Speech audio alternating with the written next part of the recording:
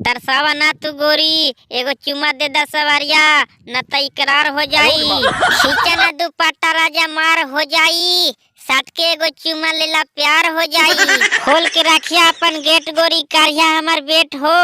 आए आधी रात के गोरी, बिछौना रखिया अपन सेट हो। आई है राजा, हम राखम गेट खोल के, आधी रात से मजा लुटल जाई भर पेट हो। बहिया में बहिया डाल के रानी, काटल जाई जवानी रानी। लाभ चब के बात राजा, होई रात भर हो। कोठरिया में मजा लिहल जाई, राजा चढ़ली उमरिया के हो।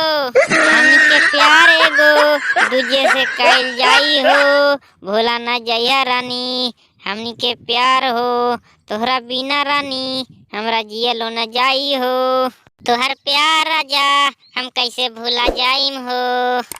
दोस्तों, अगर वीडियो अच्छा लगा हो तो प्लीज लाइक और सब्सक्राइब जरूर करें।